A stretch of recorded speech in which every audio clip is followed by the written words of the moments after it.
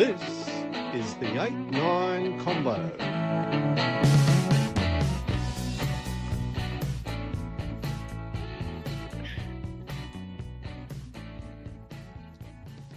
This is the 8-9 Combo. I'm Brett McKay. This is Harry Jones. Mate, grand finals have been won. Grand finals will be won again this weekend. How are you? How's it, Brett? I know what you're thinking. When will AI take over critical decisions about going to the posts or kicking out to the corner? And to buttress that opinion, SAP survey just found that 38% of executives are comfortable on using AI on critical decisions involving the company. 44% have more faith in AI than their actual self, and 74% trust AI over their peers. And there's two words, if you want to know if something was scripted by AI, they use the word notable 13 times more than we do normally, and esteemed 120 times more. Notable and esteemed. But look out for rugby clubs using AI for all these analytical decisions and lineouts and calls very soon. It's already happening with match reports. It's absolutely already happening with match reports. It's probably already happening with media releases and things like that. So, yeah, that all makes sense. Here's cheers. What are you giving cheers to around the rugby world this weekend? My cheers are for the esteemed and notable Alfie Balbiri. See, I'll set that up. Yes. Alfie Balbiri was wearing budgie smugglers or black loafers and white socks. He kissed Finn Muscle on the mouth, and he wore the trophy as a helmet while he tore up the city of Bath, lost the city keys, the keys to the town, and never in any way looked like developing anything more than just an ab, a one pack. That boy was sporting all of his padding. Already regretting not getting that image of him walking around with massive Bath flag and the budgie smugglers. It's budgie smugglers that were branded in his club. Yes, absolutely, colours. Absolutely. In terms of celebrations, he absolutely appears to have been best on ground. So yes, no, fair play to him. My cheers is the other side of that contest, and my cheers is to Ben Youngs and Dan Cole, who have their great podcast For the Love of Rugby, which is part of the Sports Social Network. So theoretically, we're colleagues. And they could well have been excused for not recording the latest episode after Leicester Tigers lost the final this week. But they fronted up the day after they lost the final for their recording session, slightly hungover, recorded it in the grandstands at Twickenham Stadium, and then just proceeded to give Bath full credit for the win. So I absolutely give them credit for that. The best part was late in the episode, Dan Cole, they're sort of wrapping up, what's next? We don't have to worry about pre-seasons. How's the garden looking? All that sort of stuff. Dan Cole looks at his phone and he says, oh, hang on, I've got a text here. And it's from the CEO of the Barbarians. It's basically saying, g'day, Dan, do you fancy one more game? We head to Cape Town in a week. And he's all going through that and he's contemplating, he's going, oh, your usual prop thing, I'll do it if I can play 10, all that sort of stuff. And then he stops, has a conscious thought, and he says, oh, have you got the text as well? And so then suddenly Ben Youngs pulls out his phone and he's going through it and he goes, oh, no, I have. I've got it. Here it is. I've got to open it. And he opens it and he says, hi, Ben. Hope you're well. Do you have Dan Cole's phone number? Well played. So, well played indeed, but a great moment. And it is generally a great listen in terms of post-final wrap-up. So check out For the Love of Rugby wherever you pod and around the Sports Social Network. We have another great rugby chat with the great Tony Johnson coming up in just a second. But, mate, first tell the people why we need maybe only a dozen of them now to get to 8,000 subscribers of the 8-9 Combo. Well, you should do it because we have one subscriber, I've been able to verify this categorically, that lives in Antarctica. And if someone really can be in Antarctica and subscribe to us, what is your excuse? Just push the button. Imagine that guy has to take off a big glove and then remove this other skin and then make sure he's okay. And then he pushes the button. Fire up frozen satellite digits. Internet. Yeah, wow. Imagine someone in Antarctica is wasting satellite bandwidth to He's a South African. Subscribe to us. Yeah. If you are our Antarctican subscriber, please get in touch. We would absolutely love to hear from you. We'll share your rugby story as well. But if you are listening to us, if you're watching us on the 8-9 YouTube channel, just hit the red button down there in the bottom corner. And if you're listening to us on Apple Pods or Spotify or whatever it happens to be, then like, follow, subscribe as you need to, and you really won't miss a second.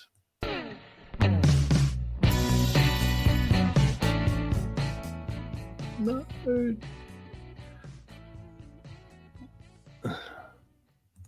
This is the 8-9 combo again, and it is great to have back on the pod. We've got some funny little gremlins happening in our system. The Super Rugby Pacific season has just one match to play, and a ripper it will be between the Crusaders and the Chiefs. Right in the thick of it all season for Sky Sport in New Zealand, calling the action in games both bland and beautiful, has been who we think is one of the best in the business. It is wonderful to welcome back, just in time for the final, Tony Johnson. Hello, mate. Welcome back. Tony. Hey guys, great to be with you, and special shout out to our friend in Antarctica. You guys are going places. Oh, absolutely. It's awesome. I mean, it's amazing. It used to be Liechtenstein, but Antarctica is new, so we absolutely want to hear from that. We still haven't cracked the Mongolian market, but we're going. No, we haven't. We will. We will one day. We will. Did we get the final we thought we would at the start of the year, Tony? I think so. Yeah. A lot of people were doubting the ability of the Crusaders to bounce back. I think last year was an aberration, and a bit of this year's been a bit of a middle finger to the old sack the coach brigade, hasn't it? Because they've come back strong. Rob Penny's totally vindicated the decision of his board to hang on to him. The Chiefs, to me, always looked the strongest team in terms of the depth that they had. I'm pleased that it wasn't so straightforward, that they had hurdles to overcome. No one managed to get a really big winning streak going this year. There was always the sense that if you dropped your performance 5%, that doesn't matter who you were playing, you could get rolled. But in the end, I do think, with all due respect to the Brumbies, and I'm sure we can talk about this, the vagaries of the format, some of the things that happened to them through the course of the season, because I think they would have been, very worthy finalists. But I think in the end, we probably do have the best two teams, and it should be a great final. Yeah, I think you're right. I think you're right. I think at the start of the year, there was probably an expectation that the Blues would be back there. I know I initially wondered if the Chiefs would be there straight away, because I sort of felt like there was a bit of a sameness about the squad. That has actually played out, probably to their advantage in the end, Harry. So I think the drop off of the Blues was maybe the big surprise. I think we expected the Crusaders to be back. There was an expectation that the Brumbies and Queensland would be there or thereabouts. So the top six being the top six probably was predicted, probably maybe a different order. Well, I think a lot of people actually said that the Blues would roll again, and we're dubious of the Crusaders. But I think only a few matches into the season, we had this unlikely, incredible flip, and the Blues social media man had a great time with it. And listen, to be honest, the Blues were just the 39th phase instead of the 38th phase away from tying it up and perhaps knocking out, in a great shock. So they definitely timed their run well. I like this matchup between Crusaders and Chiefs because it has a bit of a clash of styles. Even though you have two New Zealand teams, I think they present differently. One's a gay line monster, one's more evasive. Yeah. One relies heavily on their defense. They don't mind kicking out and exiting and saying, okay, you're at your 30-meter line, try our defense on, says the Crusaders. Chiefs have this variety of kickers. I think it sets up as it could be a classic, and I don't think that these teams will hold back. I just don't think there's not anything jeopardy making it terrible if they lose. It's all in the win. It's not like you watch some of the Northern Hemisphere at finals, and Leinster really was, they had to win that, and it was grim. They didn't mind just beating you up. I feel like there's nothing that much riding on it, except both teams want to have a red hot go. Yeah. The one theme I do think of that's interesting, Tony, I wanted to talk to you about this is, in one case, it's the coach that stayed, and in one case, it's the coach that's leaving. And how does that motivate the teams, keeping faith with Rob and then Clayton on the way out? Yeah, well, first of all, getting back to the old sack the coach thing, I mean, to say that Rob has been vindicated implies that it was his fault last year. And of course, that wasn't the case. Because if you take Sam Whitelock out, Cody Taylor was missing for quite a long time. You take Richie Mo'unga out, you take a bunch of other experienced guys out of any team. Of course, it's going to be hard to carry on the very high standards. And those two guys were really, two of the real engineers of that Crusaders team. And also there was the case of a new coach to get used to, that although he's a Canterbury man, he hadn't really come through their system. And so it took a year for that to sort itself out. So definitely he deserves credit for what's happened this year. In terms of Clayton McMillan, I can tell you that is a very, very strong motivation for the Chiefs, because he took the Chiefs back to where they'd been under Dave Rennie and Wayne Smith. I've been working on a project for the Chiefs, which I can't tell you too much about at the moment, but I can in the future. And we're talking to a lot of people about the story of this team, that they were the great, in a way, they were almost like the Brumbies were kind of throwing together the offcuts and what have you in Australia. It was a bit the same with the Chiefs. And for a long time, they didn't know who they were or what they represented. And Dave Rennie and Wayne Smith and their group gave them that, the likes of Liam Messon were heavily involved. Their connection with the people that they represented, their visibility around the region, their strong attachment to the Māori culture. And I think Clayton McMillan has taken them back to that.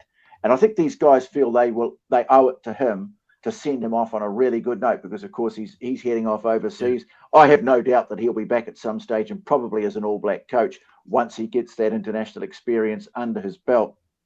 So again, very powerful motivations there. But the other thing too with the Chiefs, of course, is that they're sick of being the bridesmaids. They've lost the last two finals. Gut-wrenching in particular to lose 2 years ago, when it kind of imploded on them. The discipline fell apart, 3 yellow cards, and they lost in front of their own fans in Hamilton. Now they get a chance for the ultimate revenge, which is to go to Christchurch, where the Crusaders have this incredible 31-0 record and make some real history. Yeah, and you're right. And two years ago, they were the best team in the competition by a bit of a margin. The Crusaders had done well to get to the final, and there was certainly a train of thought, well, the Crusaders are in the final again. Why couldn't they win it? They win it pretty well in the end, because the Chiefs had a bit of an implosion, as you say.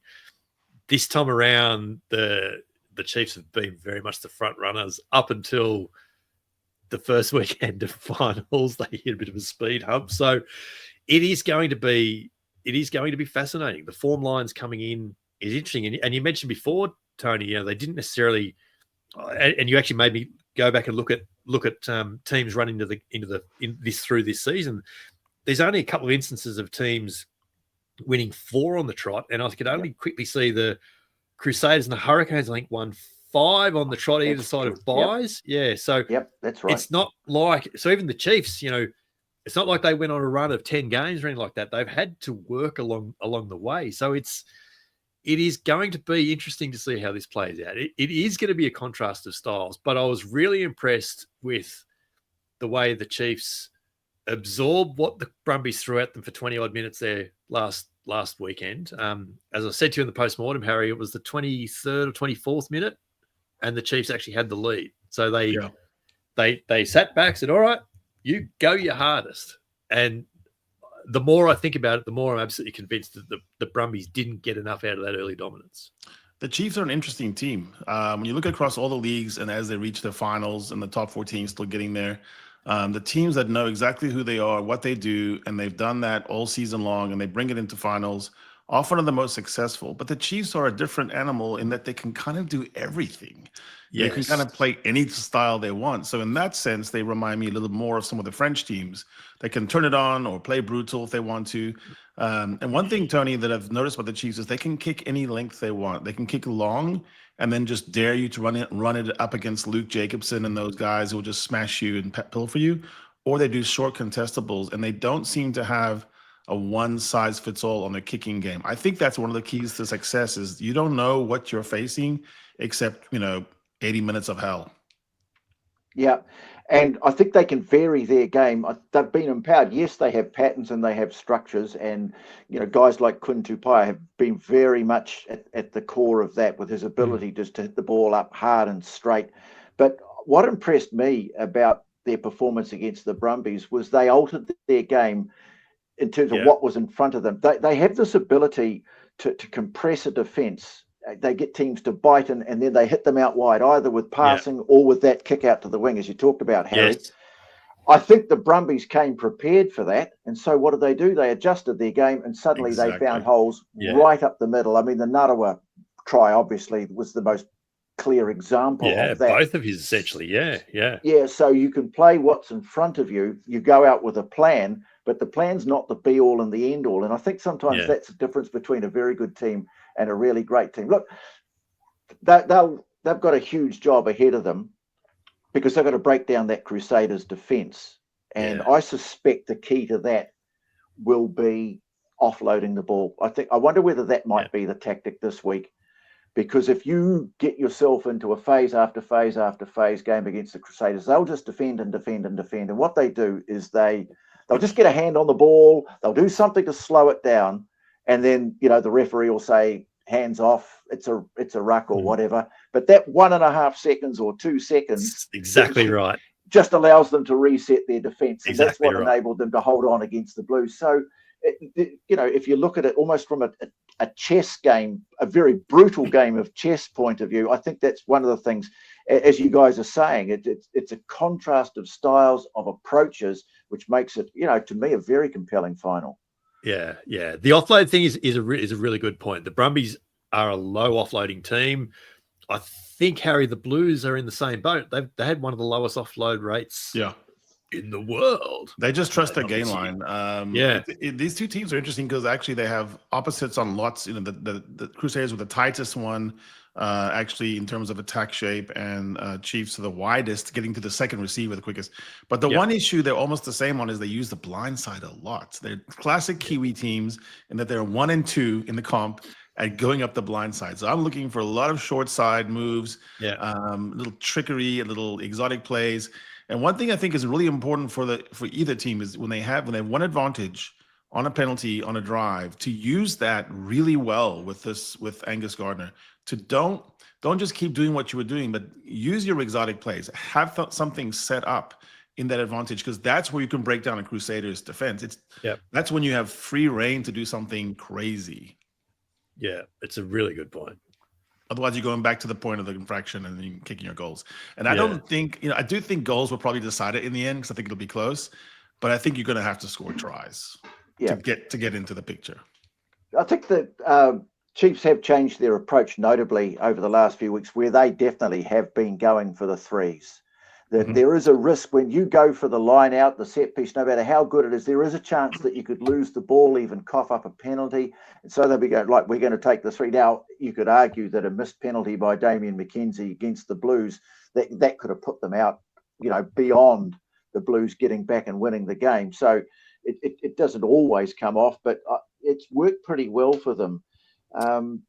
That's kind of been their approach all year, though, Tony. I'm like, because I keep a spreadsheet on this sort of thing, I've got the tallies here, and there's only 3 teams had more than 20 attempts at penalty goals this year. That was the Hurricanes, the Highlanders, and the Chiefs in front by a long way. They had 34 shots at penalty goal this year. I think a lot of those probably would have come towards the end. I mean, I think I might have made the point in the commentary of the Blues Chiefs game in Hamilton that the average number of penalty goals kicked this year was 2 per game, and 5 minutes into that game we'd already had 2 penalties. I suppose that's finals football. Because the other thing too, and just getting back to just a mention of the Brumbies, there was a point in that game where the Brumbies had a chance to come back, and we saw that really extraordinary piece of defending by Damien McKenzie, who probably thought that he owed his team one after getting bumped off by Corey Toole.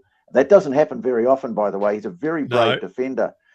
But so much has been made of Damien McKenzie, and it was remarkable.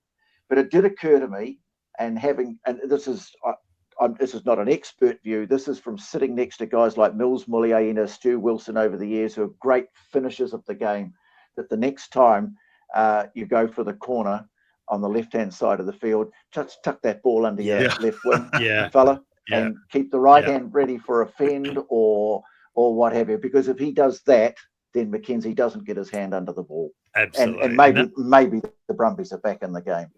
We had Laurie Fishers in commentary with us this year for the ABC for the games out of Canberra, and we went and had a beer after the game on Saturday night, and straight away we get talking about it, and he goes, you absolutely should have switched it. But the way he dived early, the way he headed for the corner, you could tell that he really had one focus at that point in time, and that was just getting the ball in that corner. And maybe he didn't know how close Damien McKenzie was to him. It certainly didn't have that appearance that he thought he was in danger of not scoring that try. But yes.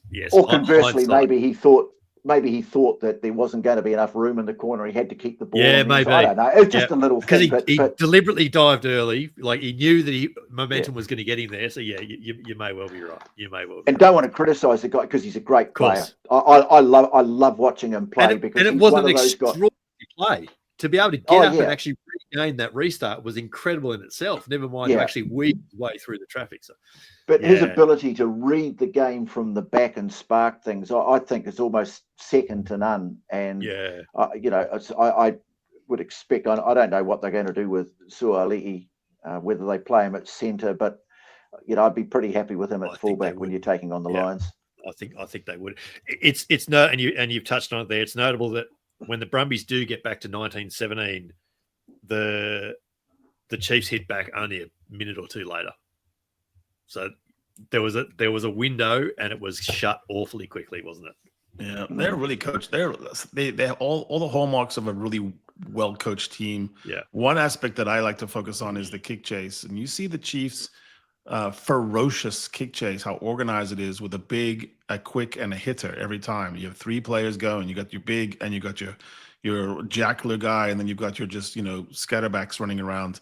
They're picking up scraps. They're taking it around. It's by design, and I think if you're solving the hardest thing in club rugby, which is to go to Christchurch and win in a final, which is just impossible. It's like a malfunctioning Rubik's cube.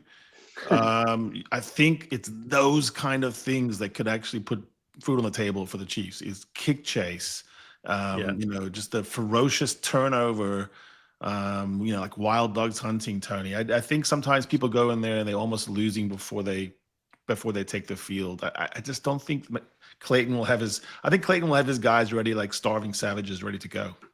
Yeah.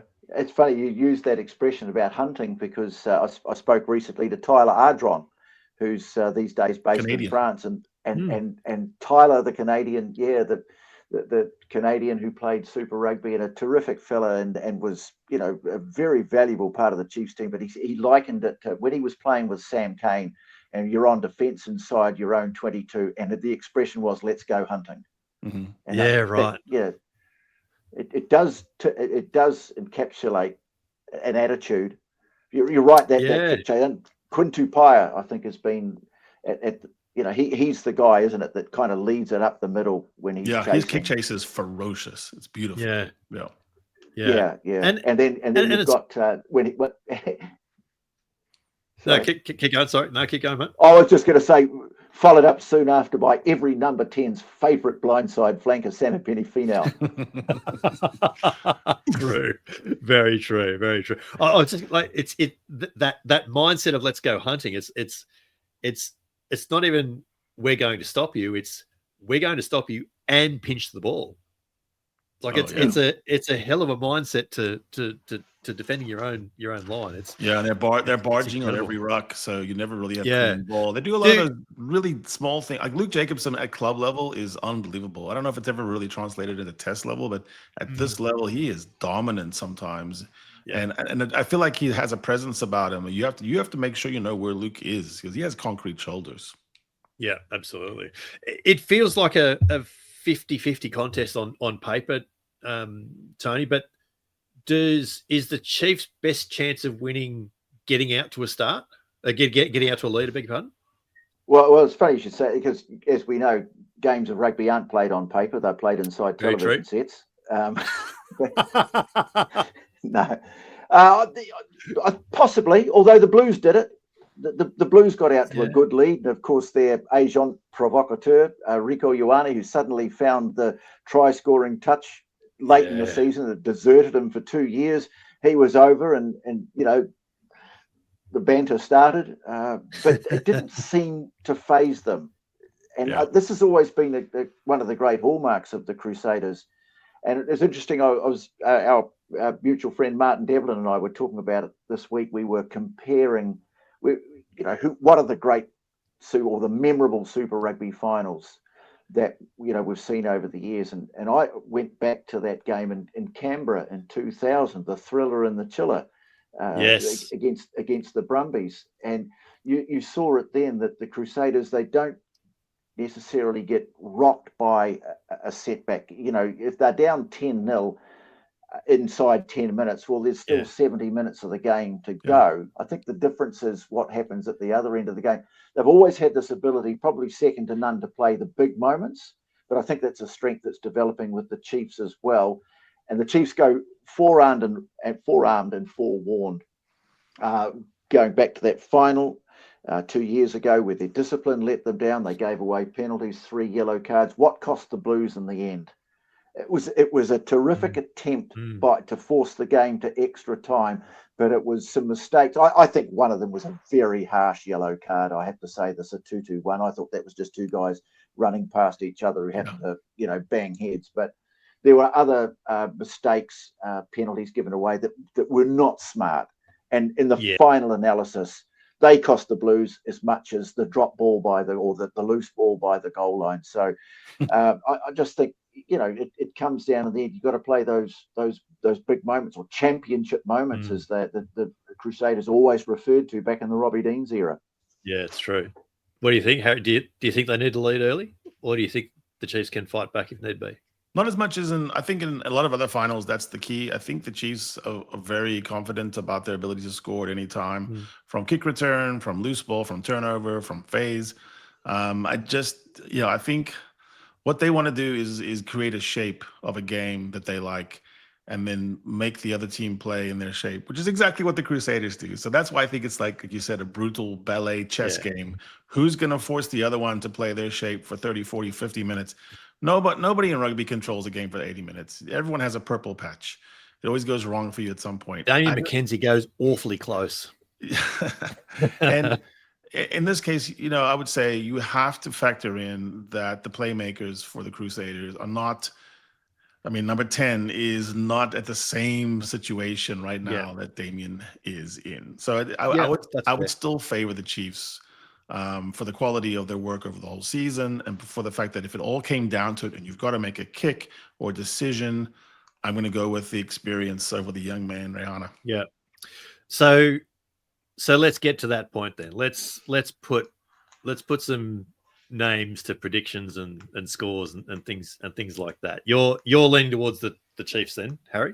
Yeah, by kick. 2 or 3 kicks by either team, both teams in the final 10 minutes going to decide it.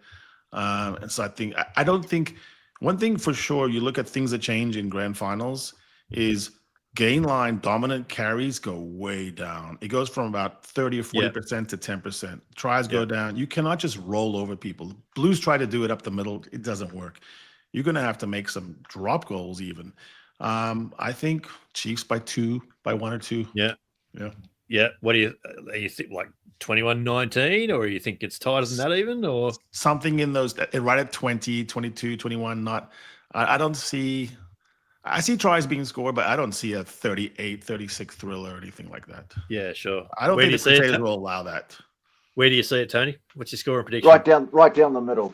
I'm calling the game. I don't know whether it would be wise for me to make a prediction. Okay. I got a survival. I wondered whether you get the nod or you whether you could call the type of game or the shape of the game you think it'll play. Yeah. I'll excuse you from that then. Now that you're on duties. I think it's scoreline think scoreline of 23-19, something like that. Either way, I think there'll be less than a try in it. Yeah.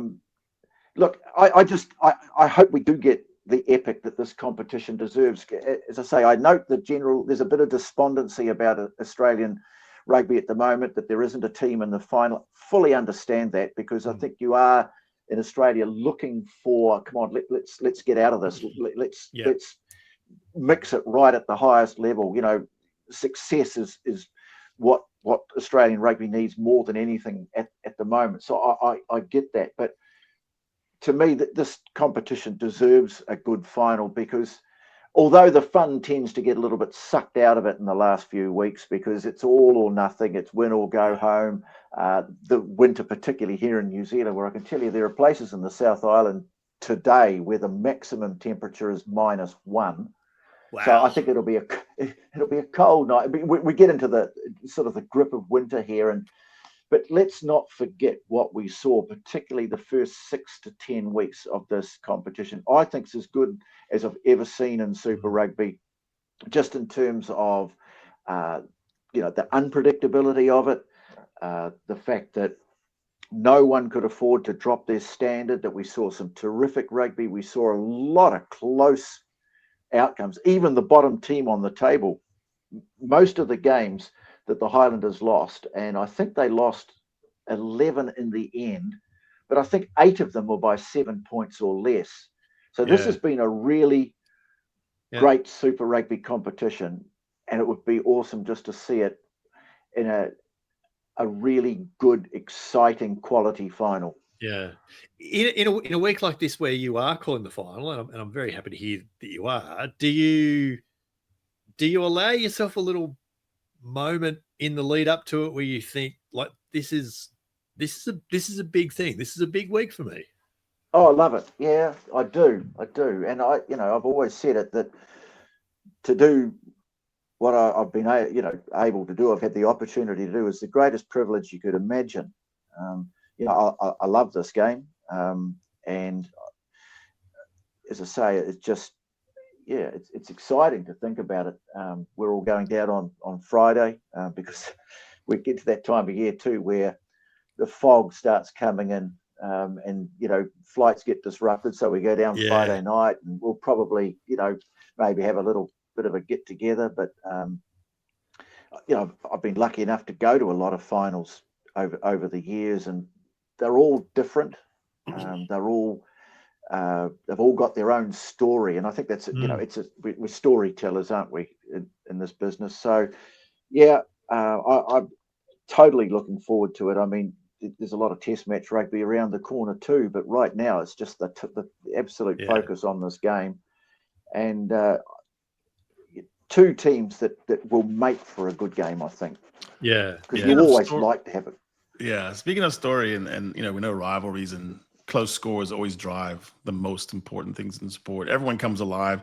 People in Australia that have tuned out will actually tune back in if someone says, have you seen it going on? It's 20 minutes to go, and it's 1 point game. The Chiefs might do it. You're going to tune back in, right? Yeah. But they confiscated the cowbells. Is this going to drive a new rivalry? We need to get Colin Mansbridge back on and explain this. He reckons he's going to have them melted down at the gate, he said. I think Colin's just being playful. I mean, he's a great fellow, Colin. I think he is. Just the tone with which he goes about his work, it's not all serious, and he doesn't sort of strut around like he owns the place or anything like that. He's a really good man, a really good rugby man. And just while we're talking about that, guys, I know we're probably coming to the end of my time, so just before I go, one of the things I'd like to say, I know you guys like to give out your little brickbats and bouquets and stuff. Just a bit of a thumbs up to the job that Jack Mesley has done this year as a CEO of the new setup. This guy, you start wondering, does this guy really belong in rugby? Because he's approachable, and he is articulate, and he will, if people ask for him to go on their radio show or whatever, he'll front up, he'll explain why, and obviously they will have a sit down and they'll have a look at the format, the way that it's come about for the playoffs. To me, it's actually worked out reasonably well. Although, as I say, I think probably, if you're the lucky loser, you should drop down to the bottom seeding. Bottom seed, yeah. You earn feels like the right to another try by finishing high up the table. That's your reward. You get rewarded twice in a way, because you only drop one play, you still get a home semi-final and so on. So, but I'm sure that they will see the response to that. The questions will be asked, and they'll take everything aboard, and they will try and come up with something next year, just refined, a bit of a tweak, a little bit better. So I think he deserves a bit of a thumbs up for the way he's conducted himself in the first year of this job. We've been able to talk to them. We've had a few conference calls along the way where they're seeking perhaps a little bit of feedback from us involved in the broadcast, but also explaining why certain things are being done. And they did a pretty good job of explaining why they did what they did with the format. They were trying to avoid the possibility of two teams playing each other on consecutive weeks. That was one of the things. So, it's not often that we give a tip our hats to the administrators, but as I say, going back to Colin Mansbridge, just a bit of tongue in cheek. I'm sure there'll be cowbells there. I'm sure there will too. But whoever's carrying them, they'll be brave. Yeah, you could just imagine Monday morning in Crusaders HQ. They'd be all right. Let's start thinking about another event. What do we need to do? And so it would have occurred to someone. A bell is a musical instrument, isn't it? Yes. Musical instruments are banned from the ground. Right, great. No cowbells. The logic leads to reach that conclusion. I mean, I hope it never comes to that. It's in Christchurch. People might just bring actual cows in there. Who knows? Well, they bring horses in there. They're horses. It's like a whole farm in there. Very true. Yeah. Yeah. I think, God forbid. Yeah, true. I think I love that this is not shaping up as a Crusaders being the overwhelming favourites. There's a lot of love for the Chiefs in this game. I think the Chiefs do win it. I think it might be maybe a converted try. I think it might be a little bit further than what you guys are saying. But it sort of feels like this is the Chiefs' time. I think that's where I'm leaning. It couldn't be. It's not rational to say the Crusaders are the overwhelming favorites. They've been running behind all season long. Chiefs have clearly been the better team. So what we're doing there is we're relying on decades of ominous, and that's the thing. I think it's the DNA, because it's yet another Crusaders home final. Sure. It's not guaranteeing them this time around. It actually feels like they're gonna have to work. It feels 50-50 to me, only because it's in Christchurch. It's funny too, because the Crusaders were beaten in Hamilton, and they were quite well beaten by the Chiefs in front of their own fans in the rematch later on in the season. So that the Chiefs have won both times they've played this year, and yet the weight of history seems to carry more weight in the perception. When really you'd think, well, wouldn't recent form be more of a pointer? But you would think. It should be. And also some of the reasons for those decades of all that has been Sam Whitelock knowing how to find the light switch when the lights are out in the dark. And there's not that talisman. In fact, you might wonder Scott Barrett might just run into the wall by mistake. So I don't think there's that talismanic thing where you can say, But that being said, it's not going to surprise me if we wake up and it's the Crusaders again.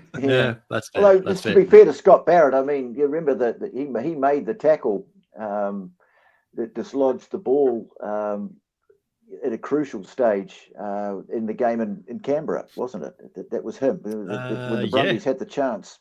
Yep. Scott Barrett, fantastic player, but but just in terms of thinking through the game and sort of rescuing it like a Kieran Reid would do, or the Crusaders of old. I do think they're vulnerable at this time. Finally, I think it's fair. First time ever. You Harry, were thinking, and we're certainly looking forward to the final. I can't wait for it on Sunday night. You were interesting, just going back to the Brumbies, Harry, about this concept of where they sit in the competition and the fact that their win rate, it's only the Crusaders have a better win rate in Super Rugby across 30 years. It's an interesting point that they're at, isn't it? Australian fans are really weird. I'm telling you this right now. They are. I can confirm. They have a remarkable sort of parochialness, but then also obsessively consumed with whether one of the Australian teams got to the final. And like they're kind of missing the point of what Brumbies have done at almost 60% win rate, second in the comp, ahead of a lot of other teams that I think maybe Aussie fans would say, no, they're better. No, they aren't. Brumbies are Crusaders and Brumbies. That's it. And then there's daylight. I do think the difficulty is knowing what you want as a fan. And I know fans are fanatics, so they're strange, but I mean, would you rather have this sort of consistent, incredible, I'm always in the semifinals and the finals, or this up-down, rebuild, up-down, rebuild? For me, I don't know, but it seems like Australian fans do want, they'd give it all away if they just had someone win it and then go 3 or 4 years without one and then win it again. Yes, there's certainly a train of thought in Australia that, Australia needs a team in the final. No, not that team. It needs to be a different team. So there's certainly that train of thought. But you're right. Anyone but Brumbies? Yeah, a little bit. And there's still this ridiculously outdated notion that they can only score a try from a rolling ball. There was commentary this week that until the Brumbies learn to score a try with something other than the rolling ball, they'll never win this. They've scored 11 of their 70+ tries this year came from line out drives going over the line. But that perception is still there. It has done my head in for years. But you're right, Harry, in terms of their win rate. Earlier this year there's only 2 teams have won more than 250 games across Super Rugby. And I think the Crusaders might actually be north of 300. Tony, you'll correct me on that. But it's a hard competition to have sustained success in. Of course it is. And I think, there should be some pride in the fact that, the Force, although they didn't make it, they were involved in a lot of the topsy-turvy results early on. Let's not forget they beat the Brumbies, they beat the Hurricanes. That was a low point of the Hurricane season, but that was a deserved win. Even in their first game, the way they snatched victory from the jaws of defeat with that fantastic breakout that long-range try. Moana Pacifica. The Reds didn't quite find the consistency they needed. The only real disappointment to me out of Australia was the Waratahs. I think we expected really big things from, and it didn't happen. Yeah. And I suspect that the thing we thought that would make them strong or stronger might have actually been a bit of an impediment. When you bring players from elsewhere into the squad, it might take you a season for all of that to gel together. Yeah. And I wouldn't be sacking the coach. I know he's copped a bit of flack as well, but just figure out what you got wrong or what you need to improve or your team culture, whatever it is, and do better next year rather than team of champions v champion teams and all that. Yeah, the other teams get to get better as well. So if the Waratahs were projected to do better, but then the Hurricanes and the Crusaders were back, and so no one's just going to give you a free run, and it's a tiny, short, sprinting competition. So once the Waratahs dropped a few, they were in trouble, and they could never find a way out. But Brett, that what really Australian fans really want, unless it's the Blues, unless it's the Reds or the Waratahs doing well, it didn't happen. Yeah, absolutely, and that's absolutely the point that I make earlier. Yes, we need a team in the final. No, not that one. It's absolutely the case out there. It's we need the Waratahs to be good again. Well, I think the competition needs that. Like never mind Australian rugby. I think the competition needs that in the same way that it needs the Blues to be strong, in the same way it needed the Lions to be strong when the South African teams were here. You need the big markets fully engaged, and as soon as the Waratahs missed the finals, there was an absolute drop-off.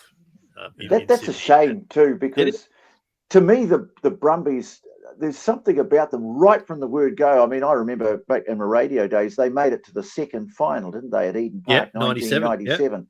And that's when Larkham was just starting to emerge, and then you had that great. He still wasn't playing 10 at that point. Yeah. No, he was playing fullback. And then, with the likes of Finnegan and Joe Roth and Sterling Mortlock and Giff and all those guys, they were such a fantastic team, and yet they still seem to operate under this slightly chip on the shoulder thing about, no one else in Australia likes us, we don't care. They were hellishly hard to beat and still are. They're a proper team. They play proper rugby, and to me, they just play the kind of rugby that gets you almost 60% wins. And you're right that they don't just rely. It is a strength of theirs still, but they don't rely exclusively. There have been times in recent years where absolutely, when you have your hooker as the top try scorer in the competition, that you're fairly dependent on a driving ball. Well, it wasn't like that this year. No, they've got some really clever backs. Toole, he's a terrific player. I've mentioned how much I always enjoy watching Wright player. So I wouldn't be too despondent about it. The only thing I'd say is looking ahead is, did what we see from the Australian teams this year answer some of the questions that Joe Schmidt would have wanted to have seen answered in terms of his selection for the Lions? Mm-hmm. Who's his best front row? Yeah. Who's his 10? I think that's still a bit of a question mark to me.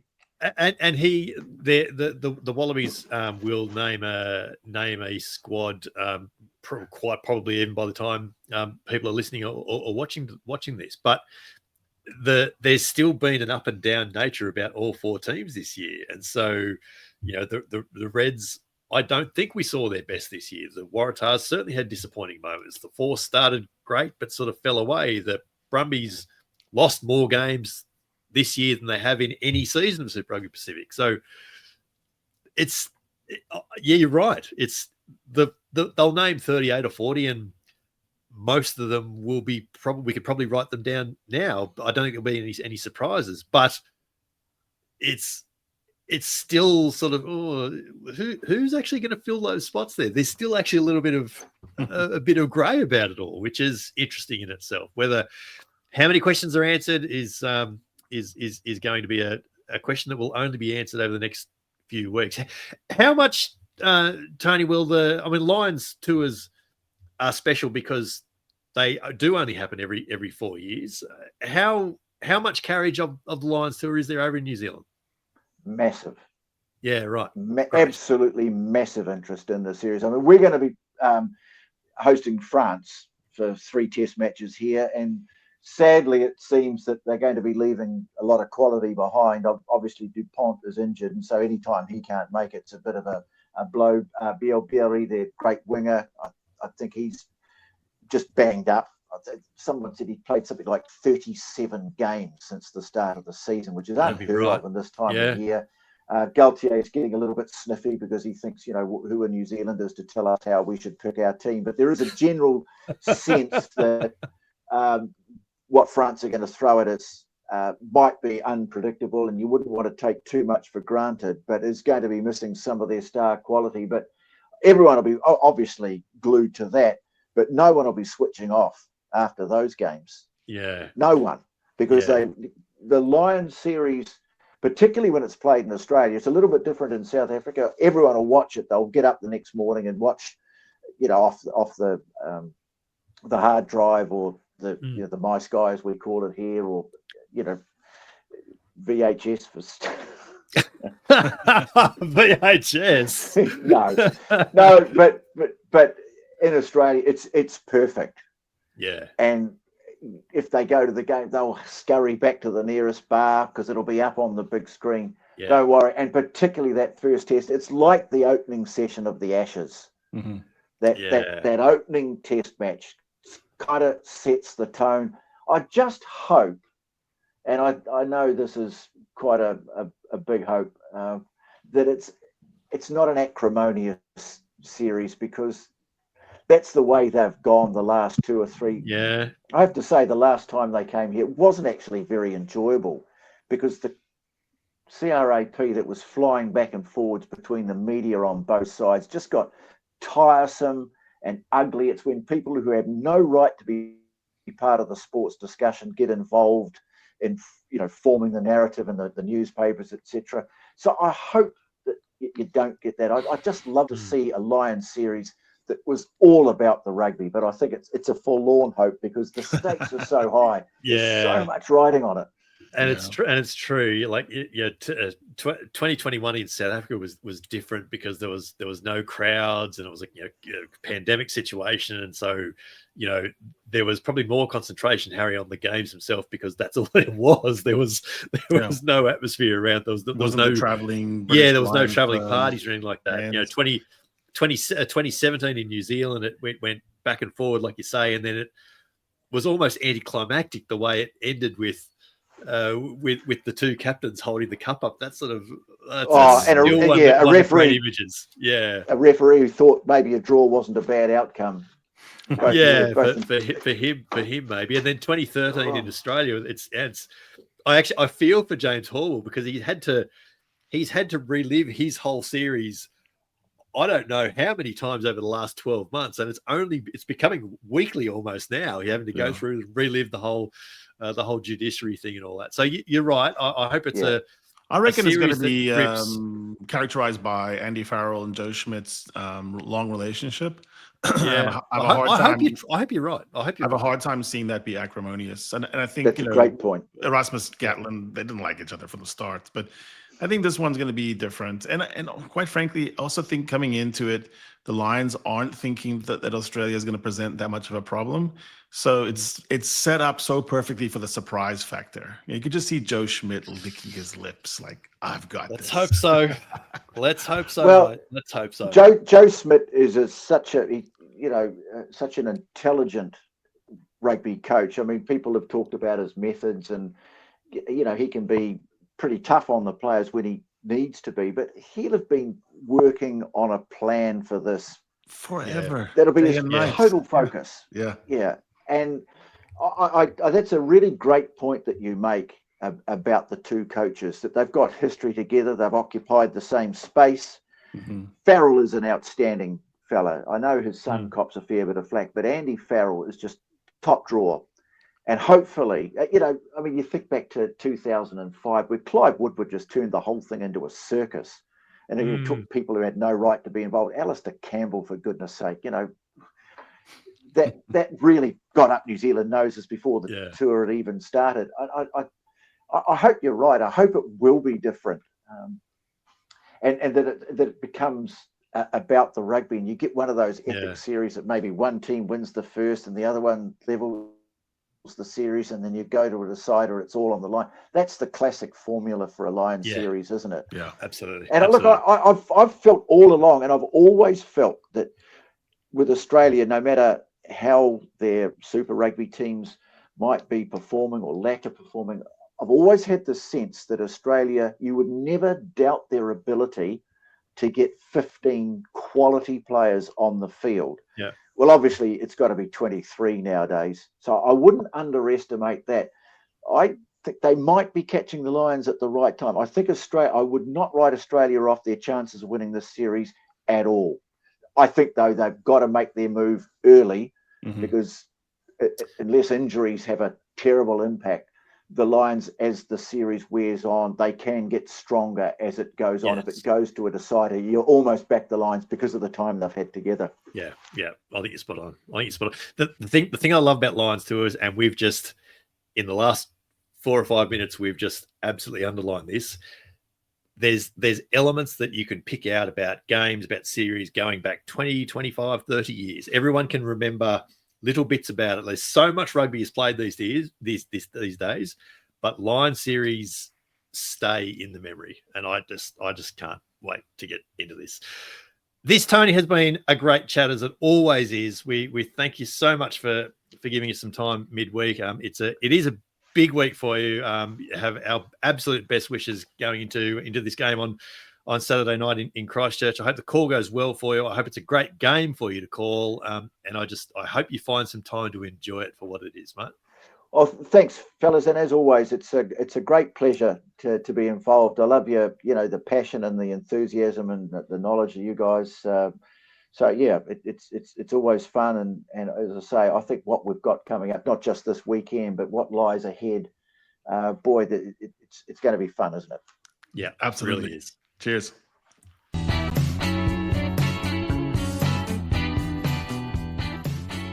This is the 8-9 combo with Brett McKay and Harry Jones. Mate, great to have Tony Johnson back on the pod. It's such a as is always the case. We hit pause to let Tony go. We talk for another half an hour, and it's just I love this. And then he tells his best stories when he's not on. Sorry, guys.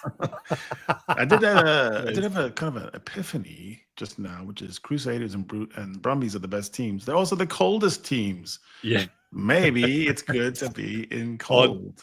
On Sunday here in Canberra, it was just grey and foggy all day. Didn't get above 6 or 7 degrees for the day, and then the next day it was sun was out. It was 7 degrees by 8 o'clock in the morning. So yeah, funny. Was that a plan so that the politicians wouldn't want to they wouldn't want to stay in the capital that long? To make the Oh, that's a whole other chat for a whole other day. How Canberra came to be here. We will be back with the weekend post-mortem, which this weekend has another grand final to decide, and we can't wait to get into that chat out Sunday or Monday, depending on where you are in the rugby world. What's left of games of the week, mate, is finals in the top 14. Phase finale. This weekend we have the demi-finales. Toulouse v Bayonne on Friday night. Bordeaux Toulon on Saturday. Talk about contrasting styles of games. Those two. Yeah, it's difficult to see this going any other way than the 1 and 2 getting into the final. Yes, I agree with that. Up and gathering steam, and meanwhile the other two have been battered and bashing. We'll see. You never know. It just seems like top 14 has been, the whole season has been leading to this climax. Yeah. A 35-week competition to work out who runs third and fourth. Mm-hmm. Essentially. We will certainly talk about those in games of the week. It's the conference finals in Major League Rugby as well. The New England Free Jacks and Chicago Hounds playing off in the Eastern Conference, and then wait for it, in the West, the gosh darn Utah Warriors against the goddamn Houston SaberCats. Battle of good versus evil, church versus state. Let's go. Yeah. Two interesting games there as well, I think. That's a good one. And I actually feel like they're both 50-50. It's like all the variations of a variation final feel like they're in play there. Yeah, this has been a very tight competition. These are the 4 best. Yeah, no doubt. So in order, just going back to those, how did the conference semifinals played out? Remind me of that. I'm so rugbyed out at this point. I'll put you on the spot there. Utah, I think, handled their business. Houston had to keep delaying their match because they were. That's right. Had a massive storm came over. Yeah. So I think they biblical. In the end, they slithered through. I don't think you're going to see too much of a style difference between Utah and Houston, but it's going to be one of those real basher semifinals, which should be fun. Yeah. So Chicago beat Old Glory 27-16. New England beat Miami 32-10. So they've both had reasonably comfortable wins getting through on the eastern side. On the western side, it was a bit tighter. Utah beat Seattle 23-21, and then Houston beat RFC LA 27-21 in the other semi-final there. So Western's been a little bit tighter, fair to say, this year. It on. Yeah, we will see. Good. The Harry Index feels like it's winding down, and maybe for the first time all year, I looked at that list and went, I don't think I can argue with that. So Bordeaux, Leinster, settling in, and no one can be a pretender anymore. No, Toulouse, Toulon, Chiefs, Leicester, Crusaders, Bulls, Bayonne. Have Bayonne been in the top 10 this year? Yeah, they've been in the top 10 quite a bit, actually. I've been paying attention. There's always been one of the ones that the index has ranked, and people going, what are you talking about? But here they are. You could see that Toulouse has a great ability to rise. So, just take a look at that and say, what if Toulouse went win-win and won handsomely? The index will certainly be looking closely at them. Yeah, that's probably fair. That then, unless you have anything further to add, no, that's it. Is another great episode of the 8-9 Combo behind us and done. Please do subscribe. Our sincere thanks to Tony Johnson for joining us this week. You can catch him in commentary of the Super Rugby final this weekend. It's going to be a ripping game. I can't wait for that. Harry and I remain in the socials in our usual places at Harry Baldy Jones at BMC Sport. You can find and follow the 8-9 Combo on Twitter, on YouTube, on Blue Sky as well. Leave us a comment, get in touch, tell us your story if you're from Antarctica. Share us as far and wide as you can as well, please, and thank you. This is the 8-9 Combo, the short side set piece combination you didn't realize you needed in a rugby podcast. Sean Maloney is ready to go in the closer. I'm Brett McKay. He's Harry Jones. And we will be back in your ears in a few days' time for another grand final edition of the Weekend Post-Mortem. Come play with us. Here goes Jones with another bruising run. He links up with McKay, who pops back to Jones. They can't. They won't. They will. What a try. The Dream Team Combo go in again.